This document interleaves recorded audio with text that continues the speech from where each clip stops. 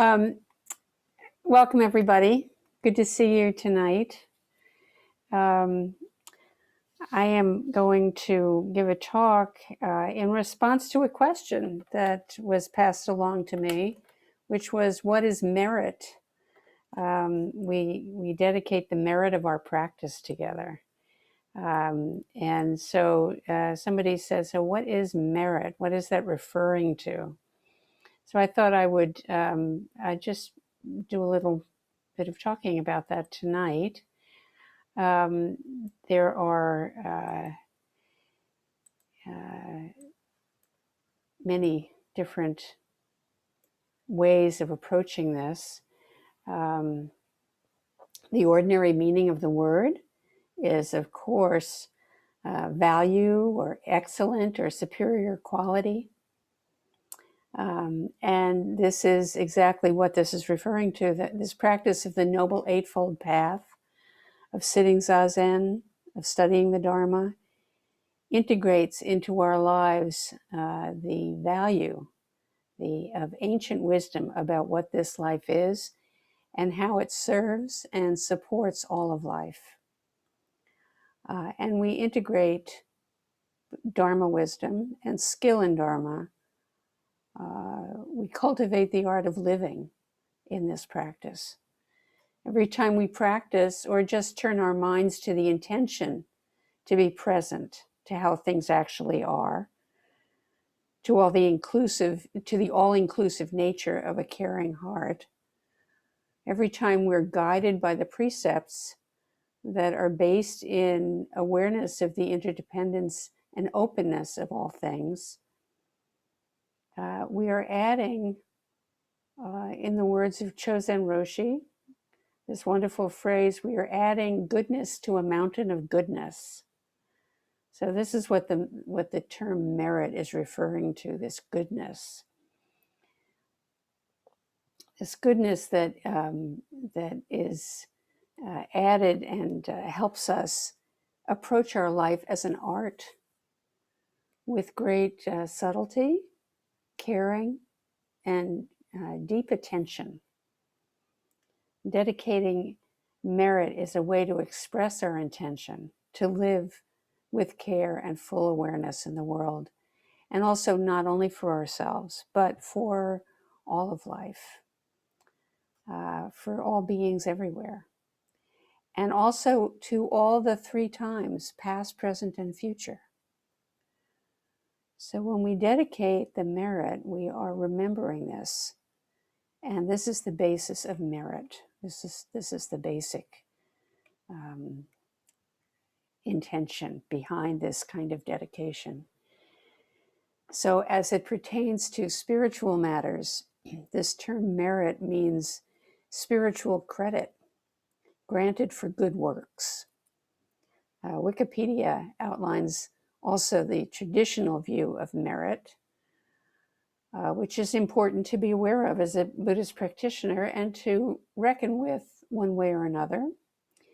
And the piece that was written and entered into Wikipedia about merit says it is a beneficial and protective force which accumulates as a result of good deeds, acts, and thoughts.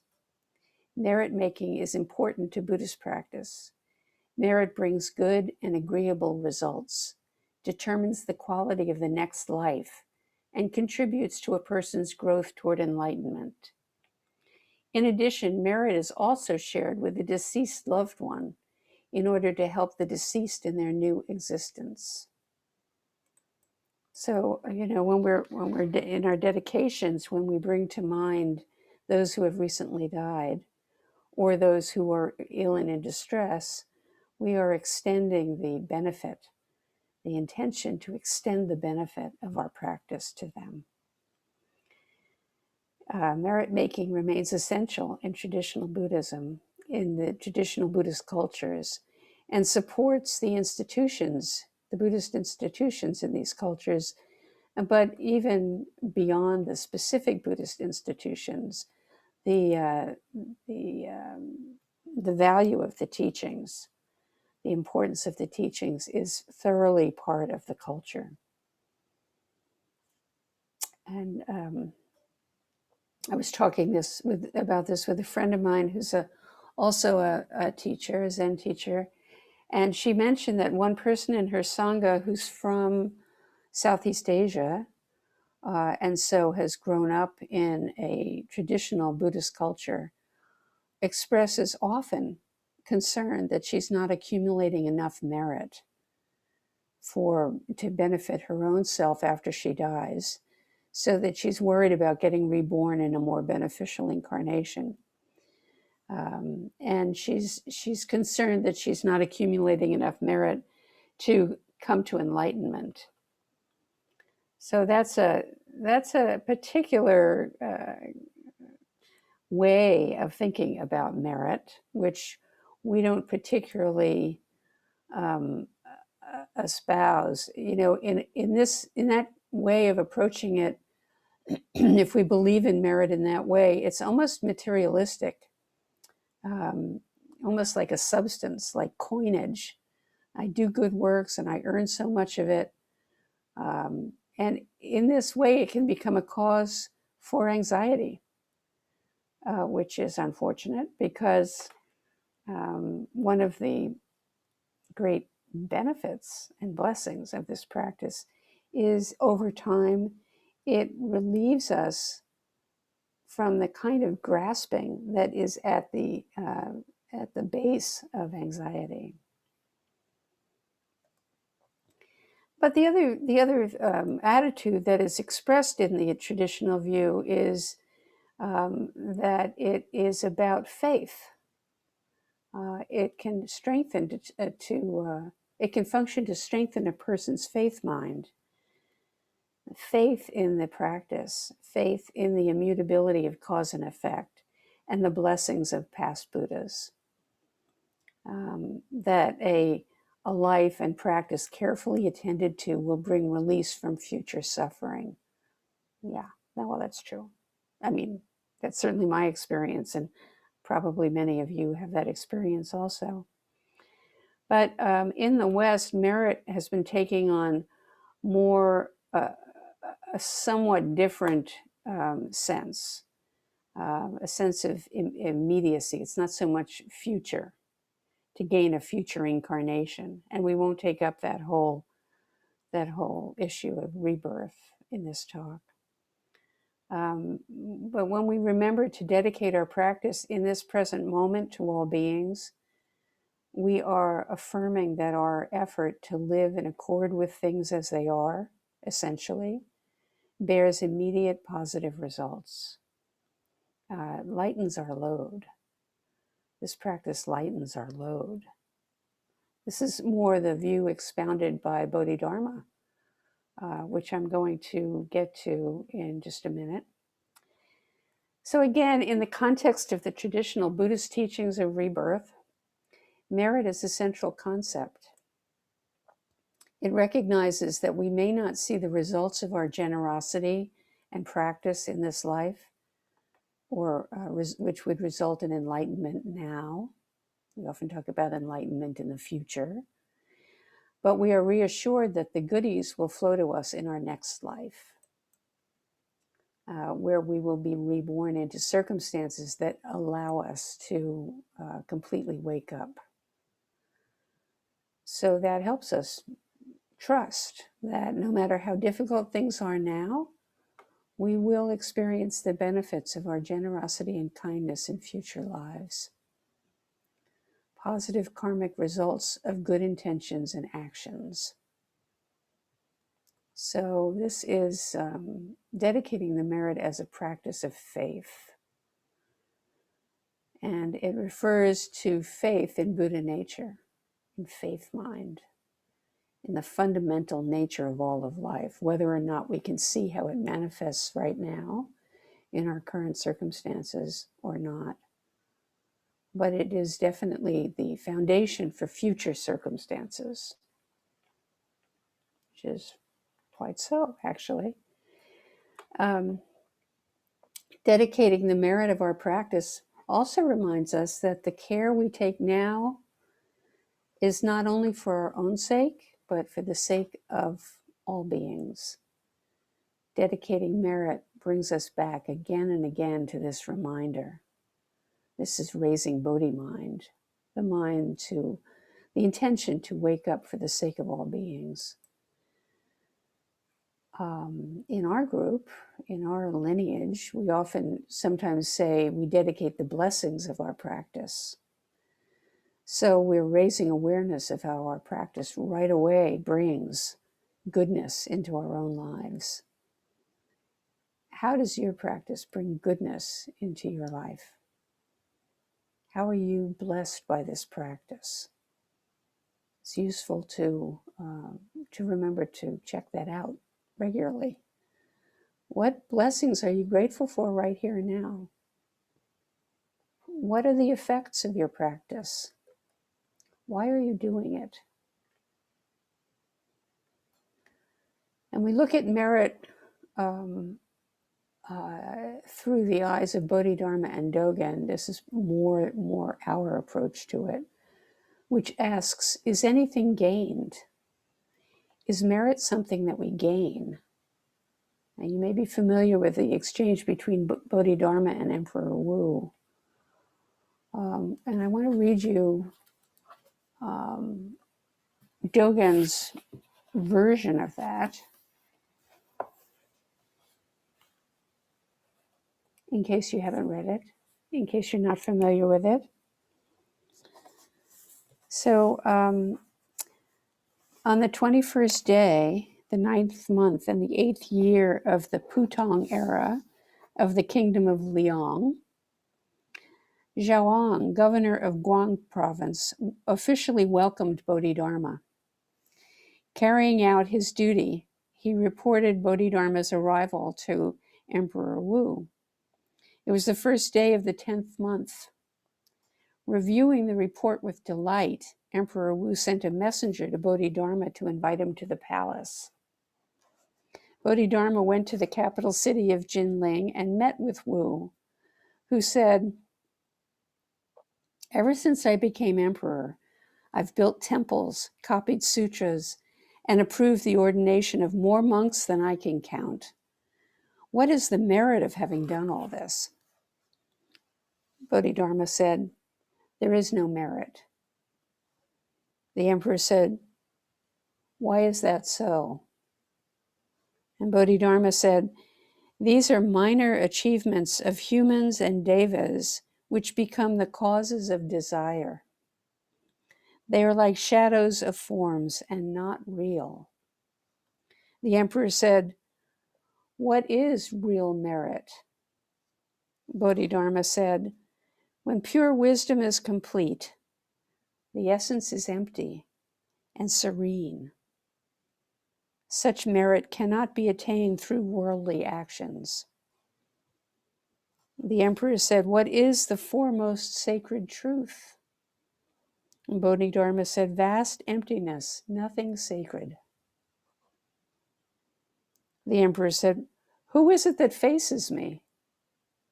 And Bodhidharma said, "I don't know."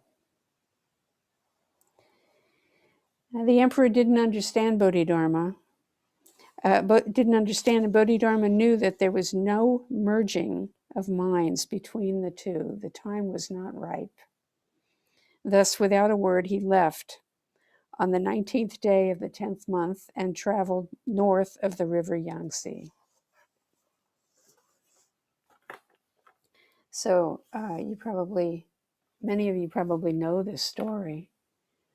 And it's important when we're looking at the whole concept of merit that we include it in our considerations. Because when he says, he brings us back to vast emptiness, nothing holy, emphasizing that there's nothing to be gained in continuous practice. In nirvana, there is nothing missing, so nothing is to be gained or lost. There is no thing and no self to gain or lose. So this is the absolute view. Merit as Emperor Wu was talking about, was the relative view. And it benefits people. You know, we built Sangajul Zen Center so that we would have a place to practice, a place that would really support us and be a home for practice, not only for us, but for those who come after us. And that's valuable. But the deepest merit, goes beyond time and place, goes beyond person. You know, one of the things that's that another commentator on this exchange points out, which I thought was very interesting. He said, "What is Emperor Wu's state of mind when he asks this question?" It's one question to say, what is the merit in this as a pompous, reaching for praise kind of guy? But he could also be unsure and a little worried about the value of his life. So this question of merit really gets to the fundamental motivation for practice for so many of us, which is, what is my life? What is the value of my life? How do I live a life that feels true and of value?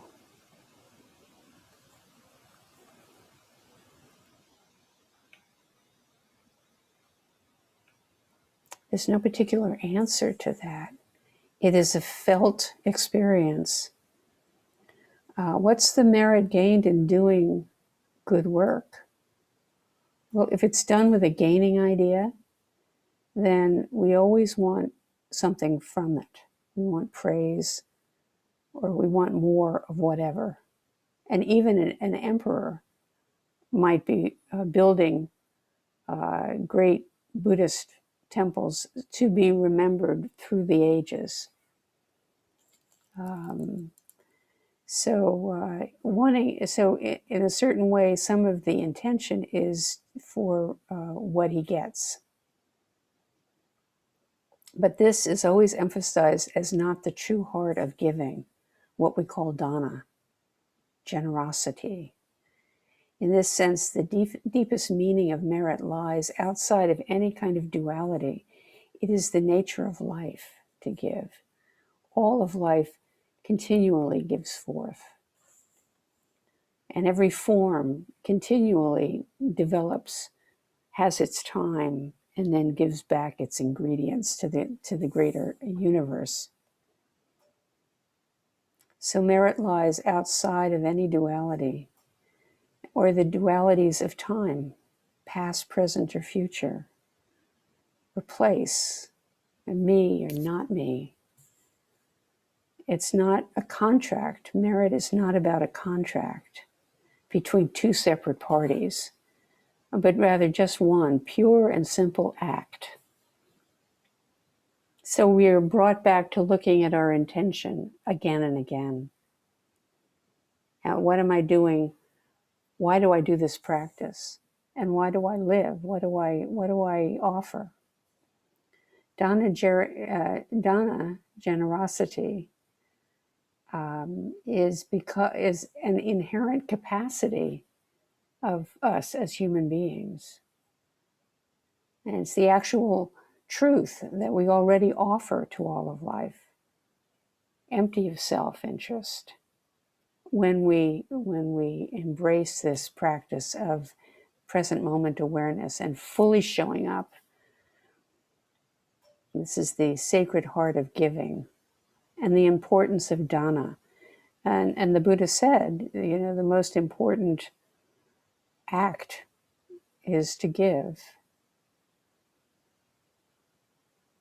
So in the purest sense, the absolute sense, the important thing isn't the size of the offering or the material of the offering, but it's the process, the state of mind of offering, which is in accord with the way, continually flowing.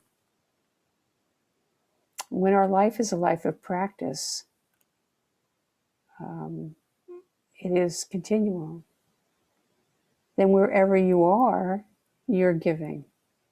You're giving your attention, you're giving your regard, just simply, whatever it is, a cup of tea to someone cold and tired, or listening completely to a neighbor's concern, donating to the Zen Center, a phone call to a lonely friend, or even a physical task, a nail pounded straight and true into the house that you're building.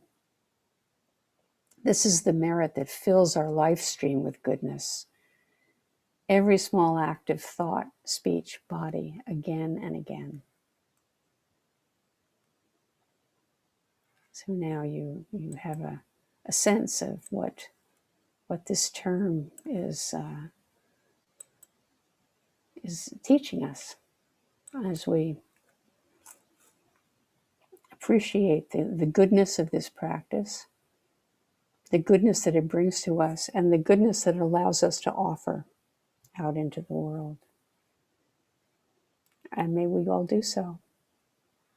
Thank you.